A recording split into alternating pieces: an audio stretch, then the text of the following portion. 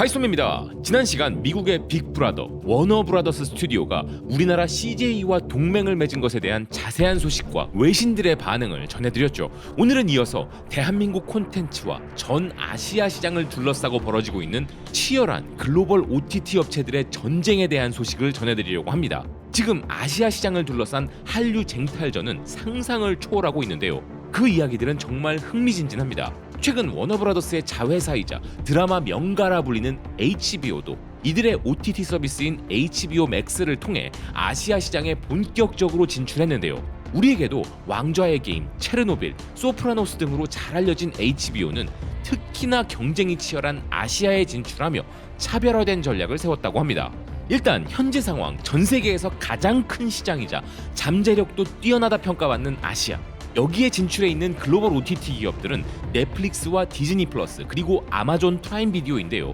여기에 후발주자로 뛰어드는 HBO Max는 디즈니와 아마존이 제작한 현지 콘텐츠들이 큰 성과를 얻지 못하는 것을 지켜봤기에 기존의 할리우드 콘텐츠들을 앞세워 공략하면서 서서히 단계를 올리겠다는 전략을 세웠다는 것입니다. 이 소식을 전하는 매체 버라이어티는 넷플릭스가 한국에서 눈부신 성공을 거둔 것이 발단이 되어 다양한 OTT 업체들이 앞다투어 또 다른 한국을 찾아 아시아 현지 콘텐츠 제작에 혈안이 된 바 있었지만 그에 상응하는 투자 실적이 나오지 않자 모두들 그 전략을 접고 있음을 지켜본 HBO는 아시아 콘텐츠 제작에 섣부른 투자를 하지 않겠다고 결정했음을 전했는데요. 매체는 아마존과 디즈니가 웅장한 동남아시아 투자 계획을 발표했었지만 시원찮은 성적을 거두면서 콘텐츠 투자를 줄인 반면 한국 프로그램에 확실한 우위를 점하고 있는 넷플릭스는 이를 토대로 일본과 태국에서도 확장해 나가고 있는 상황인데 HBO는 넷플릭스의 길과 디즈니 플러스의 길, 그 선택의 기로에서 넷플릭스의 길은 미리 포기했다는 것입니다. 그래서 우리나라에서는 현재 티빙을 통하여 한국 시청자들을 만나는 것을 협의 중에 있다고 하는데요. 즉 넷플릭스의 한국 투자 성공을 보고 다른 아시아 지역에서 같은 전략을 펼친 기업들 중 성공 사례가 없기 때문에 그 전략은 피하겠다는 HBO이지만 정작 한국에서 넷플릭스와의 경쟁도 너무 버겁기 때문에 그것도 포기하고 또 다른 방법을 시도하겠다는 것이죠. 좋은 콘텐츠들이 많아서 이미 국내에도 많은 팬을 보유한 HBO이기에 한국에서 넷플릭스와 정면 승부를 해준다면 우리에게는 좋은 일이겠습니다만 토종 OTT들과 넷플릭스의 경쟁도 이미 치열한 한국 시장에서 HBO는 이들을 뛰어넘을 자신이 없다는 판단을 한 것인데요. 그래도 완전히 한국 콘텐츠를 포기할 수는 없었던 HBO는 HBO 아시아를 통해 이태원 클라스의 대만판 리메이크를 방영할 예정이라고 합니다. 아시아를 아예 한류 콘텐츠 없이 공략한다는 것은 매우 힘들다는 것을 아는 HBO이기에 우회 전략을 펼친 것이죠. 하지만 HBO가 이런 전략을 잡은 것은 나름의 시장 분석이 있었기 때문일 텐데요. 이를 정말 잘 보여주는 것은 아시아와 중동의 16개국에서 넷플릭스와 대등한 경쟁을 펼치는 홍콩 업체 VIU의 한류 전략입니다. 우리나라에서는 직접 서비스가 되지 않아 우리에게는 생소한 기업이지만 이 업체는 동남아시아 OTT 시장의 맹주로서 그곳에서는 넷플릭스에게도 밀리지 않는 엄청난 위력을 갖고 있는데요. 그런데 VIU의 웹사이트를 들어가 보면 아주 흥미로운 것이 있습니다. 그것은 바로 VIU 플랫폼의 첫 메뉴가 한국 드라마라는 점인데요. 한국과 일본의 콘텐츠들은 그 뒤를 따르고 있었습니다. 그리고 우리나라 방송국 콘텐츠들을 거의 실시간급으로 제공하는 것이 VIU의 가장 큰 경쟁력이라고 하는데요. VIU는 국내 토종 OTT 수준으로 한류 콘텐츠들을 서비스하고 있는 것이죠. 그래서 대부분의 VIU 구독자들은 한류 콘텐츠 때문에 이 플랫폼을 이용한다는 것입니다. VIU는 이렇게 한류 콘텐츠가 동남아시아와 중동에서 가장 큰 파급력을 가지고 있음을 일찌감치 깨닫고 한류로 승부수를 띄워 대성공을 거둔 케이스인데요. 이들의 한류 활용은 여기서도 멈추지 않고 있는 상황입니다. 미국 매체 포브스는 미국 마블 스튜디오의 임원 출신으로 VIU 필리핀의 오리지널 콘텐츠 책임자인 코리나 비스탄이 내세운 전략에 큰 관심을 보였는데요. 기사는 한국 드라마를 보면 고급 한식 요리들은 물론 붕어빵과 같은 길거리 음식 등 다양한 한식을 즐기는 장면들이 나오는데 이러한 점을 잘 아는 코리나 비스탄은 아시아 다문화 음식을 주제로 하는 드라마 시크릿 인그리디언트를 제작하기에 이르렀고 여기에 한국을 담아내려는 전략을 세웠다는 것입니다. 그리고 한국 드라마의 느낌을 내기 위해 많은 공을 들였다고 하는데요. 이 드라마는 자카르타 배경이지만 한국 배경의 미국 드라마 엑소키티에 출연했던 이상원 배우를 주연으로 내세우고 있습니다.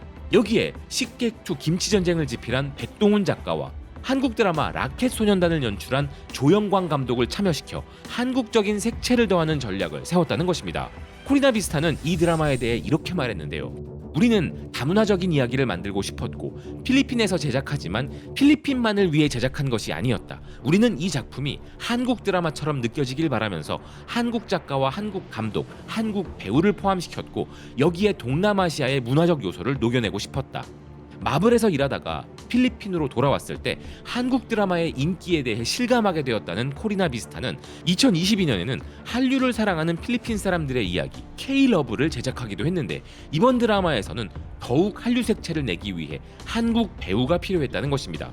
그때 마침 엑소키티의 이상원 배우가 떠올랐다는 것인데요. 그리고 코리나 비스타는 이 드라마를 인도네시아 배경으로 제작하면서 인도네시아 사람들이 필리핀 사람들보다 한국 드라마에 대한 열정이 더 크다는 사실에 깜짝 놀랐다고 합니다.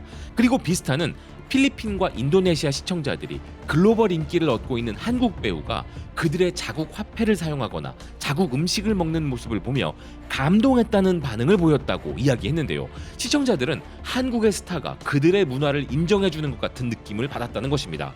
그리고 비스타는 드라마 제작 과정 중에 있었던 백동훈 작가와의 비하인드도 전했는데요. 백동훈 작가와 작업하면서 그가 소주라든지 재벌과 같은 한국어 단어들을 과소평가하고 있다는 사실을 발견했다는 것이었습니다. 백동훈 작가는 아시아 전역의 사람들이 시청할 드라마이기 때문에 소주 대신 맥주라는 단어를 사용하여 이해를 돕고자 했다는 것인데요.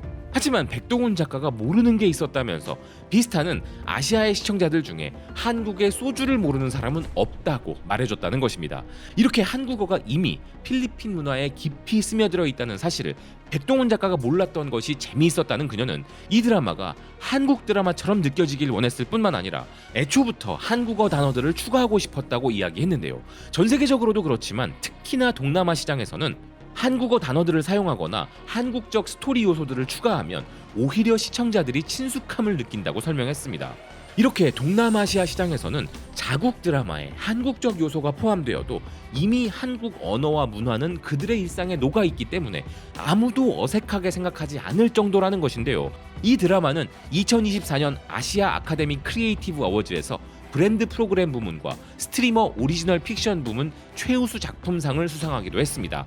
여기서 우리가 확실히 체감할 수 있는 사실은 한국 드라마는 이제 단순히 인기가 많은 수준을 넘어 동남아에서는 드라마 제작의 표준이 되고 있다는 것이죠. 그래서 한국 드라마는 그들에게 성공 방정식 그 자체가 되었다는 것인데요. 그런데 이런 현상은 비단 동남아시아에서만 벌어지는 것이 아닙니다. 우리나라의 작품들은 그야말로 잘 만든 것의 기준, 글로벌 표준이 되어가고 있는 상황인데요. 실제로 이거 한국 작품 보는 것 같다라는 말은 이제 세계적으로 최상급의 극찬이라는 것입니다. 파키스탄 매체 두니아누스는 파키스탄의 주요 채널 중 하나인 ARY 디지털이 최근 제작한 드라마의 높은 인기에 대해 보도했는데요. 이 드라마를 본 시청자들이 한결같이 내놓는 칭찬이 바로 이거 한국 드라마 같다 였다는 것입니다. 이 드라마에 나오는 호텔 배경의 로맨틱한 장면은 한국 드라마 킹더랜드와 유사하고 스토리라인과 캐릭터들의 특징 또한 킹더랜드와 비교되고 있다는 것인데요. 시청자들은 이 작품이 K-드라마에서 영감을 받은 것 같아서 기쁘다는 반응도 보였고 킹더랜드의 리메이크가 아니냐는 반응도 보였다는 기사입니다. 이렇게 한국 드라마와 비슷한 분위기만 풍겨도 엄청난 인기를 얻게 되고 한국 드라마와 비슷하다는 언급이 나오면 그 자체만으로도 화제가 된다는 것인데요. 파키스탄의 이웃나라 인도에서도 이런 유사한 일이 벌어지고 있었습니다. 인도인들에게 큰 사랑을 받고 있는 스릴러 장르 영화 키슈킨다 칸담이 OTT를 통해 공개되었다는 소식을 전하는 인도 매체 M9은 이 작품의 인기 비결을 이야기하면서 한국을 언급했는데요. 기사는 클라이맥스로 나아가는 이 영화의 점진적 전개 과정이 세계적으로 능숙함을 인정받는 고품질의 한국 스릴러를 연상시켰다는 것이었습니다. 기사는 이 작품이 현란한 액션이 빈번한 전형적인 상업 영화가 아니라면서 이 영화는 의도적으로 서서히 타오른다는 의미의 슬로우번 스릴러로 설계되었다고 소개했는데요. 그러면서 이 작품이 잘 만들어졌다는 확실한 비유로 이 작품은 한국 영화의 고전 명작 살인의 추억을 떠올리게 한다고 이야기했습니다. 이런 사례를 통해 우리가 알 수 있는 점은 이제 한류 작품들은 단순히 인정받는 것을 넘어 하나의 독보적인 스타일과 별도의 장르로 평가받고 있다는 사실인데요. 거기에 더해 놀랍게도 한국 작품이 잘 만들었다는 것에 기준이 되어버린 시대에 우리는 살아가게 되었습니다. 한류 콘텐츠를 둘러싸고 아시아에서 벌어지고 있는 전쟁, 이 소식의 마지막을 장식할 기업들은 넷플릭스와의 경쟁에서 자본적으로는 결코 뒤지지 않는 아마존과 디즈니인데요.